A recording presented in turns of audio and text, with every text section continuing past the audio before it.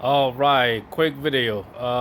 2011 Chevy Silverado. All right, so you see the truck. So we have a code P0101. That has to do with our mass sensor um, acting up. As far as another word is MAF. So we're gonna go ahead and dig to it real quick. The tools we're gonna use to remove that sensor, your your mass airflow sensor that's it right there, and that's your air filter. Um, First thing what I do, I unplug the negative battery. So uh, you can unplug it if you want to, but mine's already unplugged. And the tool that you're gonna use is one of the funny shape screwdriver. Iron screwdriver. I can't see the size for this one, but this is what it looks like. And I got some just like this. I I bought that from Lowe's, and you just insert it like that. So you're gonna undo your connection, clip, press this clip right here down, and this whole thing will come out. And you check your connection, making sure there's no debris in there. Everything look good. Even your connection over here, making sure you're not missing any wires or they're not cut. So you put that on the side. And as far as removing there, it's only 2 screws. That's the first one. Put that on the side.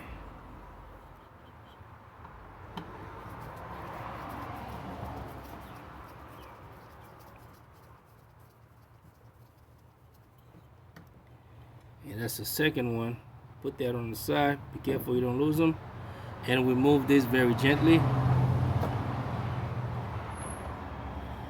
And you make sure you inspect it real nice. And you see these little wires right here. Make sure they're attached. They're not they ain't broke. So I can see they look just fine. It just needed a little bit of cleanup. So what you're gonna do, you're gonna get you something like that, mass airflow sensor cleaner. All right, and all you're gonna do, you're gonna just spray on the wires right here. And once you spray a little bit on the wires, right, and before you place it back, you make sure you let it dry completely. After you spray, right, if once again, if you see these little wires right here, they split, so therefore the sensor is no good. Even that right there at the bottom, this little thing right here, see right here, if that thing split, the sensor is no good.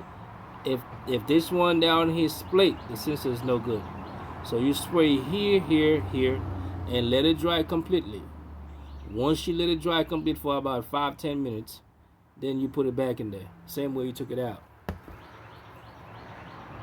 So here we go, we're gonna put it right back. So we have to let it dry. So you can't, as far as putting it back, you can't mess it up because you know the connection go this way. Then you put back, place back your screws.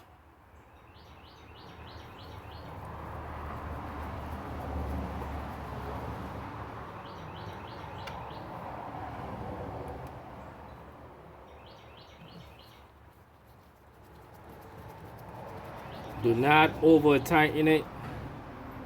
Snug it down a little bit. Don't over tighten it so you don't damage anything. So once it's tight, get your connection, put it right back, and make sure it click.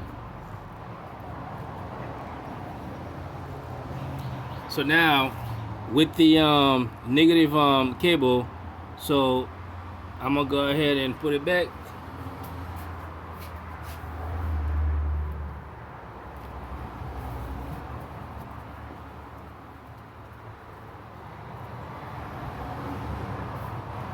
So the reason why I mentioned to undo the negative cable from the battery is the fact that usually after you clean the sensor and you put it back and you plug the negative cable back on the battery, usually I would say 75, 85% of the time, it would automatically clear the code from the computer. You see what I'm saying? So, but that's the reason why, if you take that initiative and do that step, it might work for you. Or if it doesn't work for you, and you can take it to one of the auto shop and have them to see if they can clear the code for you. Or if you have the equipment to clear the code, you can go ahead, try to clear the code and take it from there. All right, thank you guys.